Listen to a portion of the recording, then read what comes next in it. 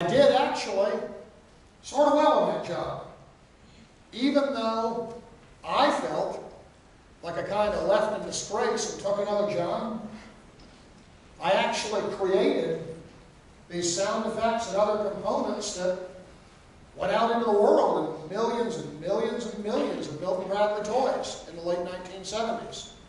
And it's funny because I thought I was like a failure at all these jobs, and I guess that's my autistic inability to read other people. But you know, now I'm still friends with people that used to be my bosses there, and I never could understand that they always saw me as a success, and I left thinking I was a failure because I never knew. And I never knew about this autism thing.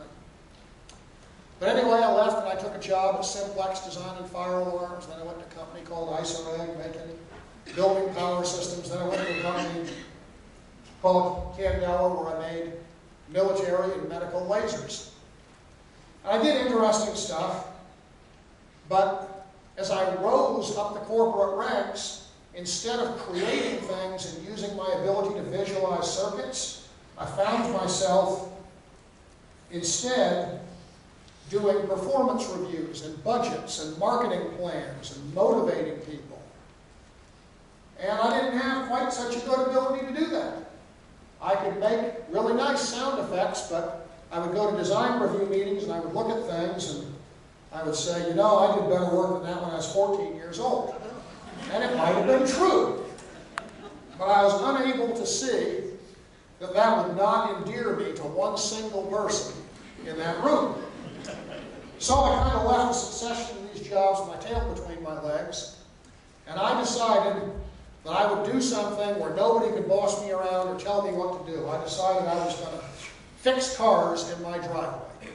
And I was going to start a business working on cars people cared about. So I started handing out flyers saying I was working on Rolls-Royce and Mercedes and Land Rover and Jaguar automobiles. Now, Western Massachusetts, where I lived, didn't have any more Rolls-Royces in it than rural Tennessee. So it was kind of a field of dreams story. I actually went into Boston and I went down to Greenwich, Connecticut. I went to these like rich places that were 75 and 100 miles from me. And I was able to solicit business. And these people would bring these cars out to my little house, and the car was worth more than the house. And somehow, I think that the people could see that I had this genuine love of machinery. And the same ability that I was able to develop in electronics, I was able to develop with machines. I could concentrate on these cars, and by just focusing in my mind on how they worked, I was able to see into them in the same way I could see into electronics. And I spent thousands of hours learning this with cars too. But it set me apart from everyone else. People could see that instead of a guy who kind of ground them out, I was kind of like a veterinarian who loved them. And the business became successful. At the same time, I had acquired a mate, and shortly thereafter, I acquired a kid. Now, the acquisition of the kid caused a couple of things to happen.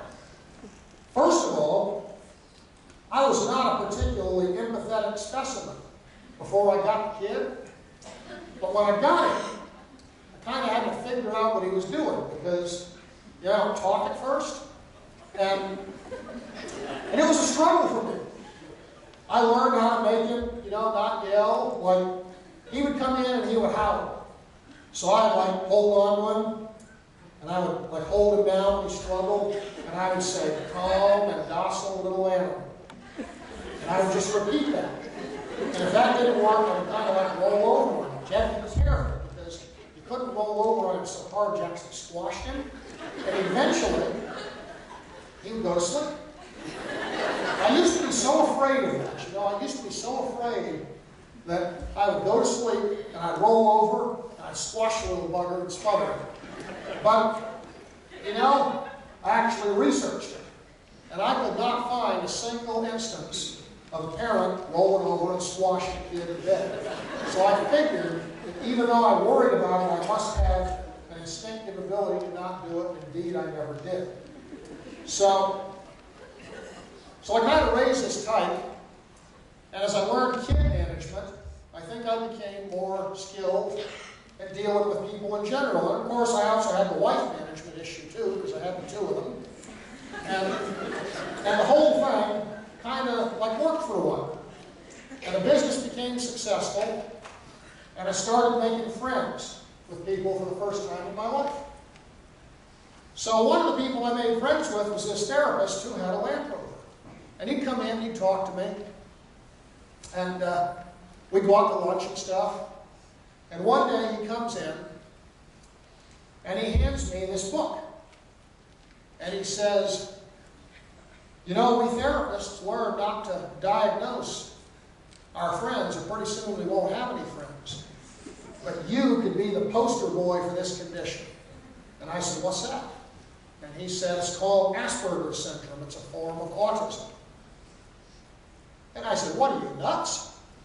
My only idea of autism was that kid Tommy on the St. Elsewhere TV show. Some of you probably remember him. He'd come on the show every now and then, he'd throw something, and then he'd disappear. And I was just like looking at him, me, like Tommy?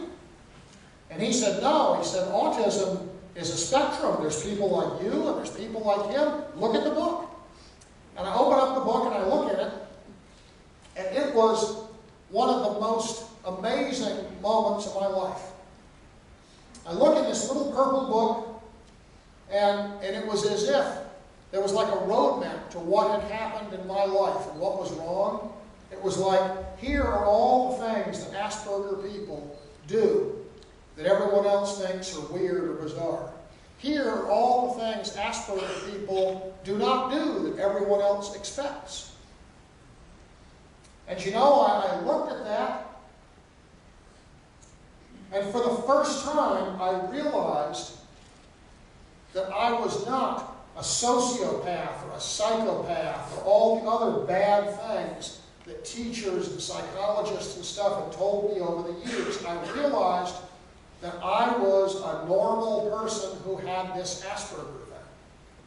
And I cannot express to you how liberating and how wonderful that felt. And I just kept studying that book, and I kept looking at it, and I thought, well, by God, I'm just going to teach myself to do those things. And I won't say it was easy. You know, it took me years. But it seems, when I look back on it, like it brought about an overnight transformation of my life. Within a short period of time, people began inviting me to parties and inviting me to go out with them, and they were wanting me to go out on the boat or go out driving in the Land Rover or go to Boston and go to dinner and all this stuff that other people may take for granted that I had never done in my life. And I was in my 40s and I had never known any of those things. And it was all because this Asperger's had prevented me from engaging the world. I realized that with a few relatively simple strategies, I was able to go out and successfully engage the world. It was just the most wonderful thing. So that was about the time that my brother took up the book writing trade. And he wrote this book called Cellovision. Cellovision is kind of a mindless comedy about the perversion of the home shopping network. It's a sort of a harmless thing. So I put it on the counter at my automobile company for sale. And people would come in and they would say, what's that book there for? And the receptionist would say, well, that's John's brother. So people would buy it. So then, a couple of years go by, and he writes Running with Scissors.